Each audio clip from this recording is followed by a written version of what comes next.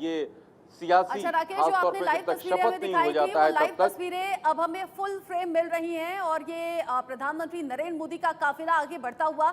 देखिए, चूंकि चुनावी रिजल्ट अब सामने आ चुके हैं, राष्ट्रपति से करीब आधे घंटे की मुलाकात पीएम मोदी की हुई है, उसके बाद काफिला राष्ट्रपति भवन से निकलता हुआ। और यही तस्वीरें अभी थोड़ी देर पहले राकेश कुमार सिंह हमें दिखा रहे थे। इंपॉर्टेंट ये मीटिंग हुई है, राष्ट्रपति ने इस्तीफा स्वीकार कर लिया है। चूंकि ये फॉर्मल होने वाली चीजें हैं, फॉर्मली ये सब कुछ होता है, वो जो कागजी कार्रवाई होती है वो होती है। प्रधानमंत्री नरेंद्र मोदी ने पीएम पद से इस्तीफा दे दिया है। अब ऑफिशियली राकेश, सरकार बनाने का दावा क्या एनडीए की मीटिंग के बाद में पेश होगा या अभी हाथों हाथ हो गया है? देखिए, इस्तीफा एक औपचारिक प्रक्रिया होती है जो कि सौंपा जाता है, लेकिन आप जिसका जिक्र कर रही हैं समर्थन पत्र, उस समर्थन पर एनडीए की बैठक के बाद एनडीए के नेता जो हैं जाकर मिलेंगे।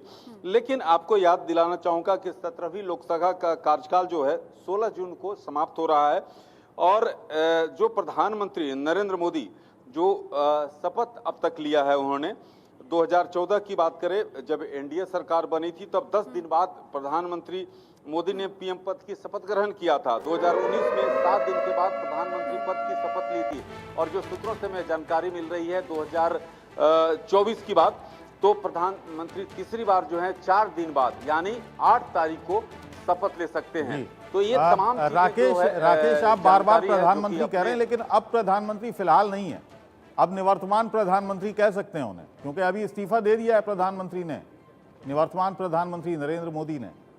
अभी वो निकले हैं राष्ट्रपति भवन से, इस्तीफा देकर ही निकले हैं।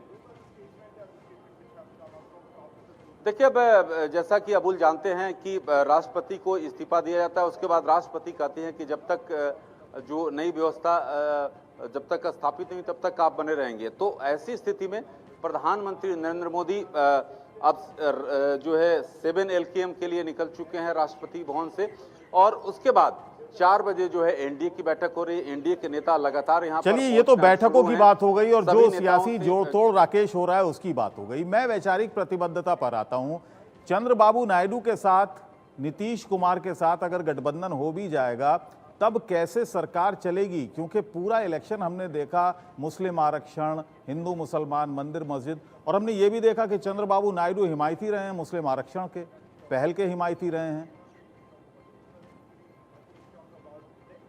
देखिए अबुल, आप जैसा कि जानते हैं कि एनडीए की सरकार है, जो सरकार की संरचना बनेगी तो सभी चीज़ों को ध्यान में रखा जाएगा और ये जरूर है कि जिस तरह से आप जो चुनाव के समय आरोप प्रत्यारोप या जो हमले किए जाते हैं, चुनाव के बाद स्थितियां थोड़ी बदलती हैं, तो उन चीज़ों को जो है बीजेपी शीर्ष नेतृत्व उस चीज़ों को ध्यान रखेगा और एक नई, क्योंकि आपने देखा कि 240 सीट बीजेपी को मिली है, 32 सीट जो है कम है, तो ऐसी स्थिति में जो एनडीए घटक है उनकी भूमिका रहेगी।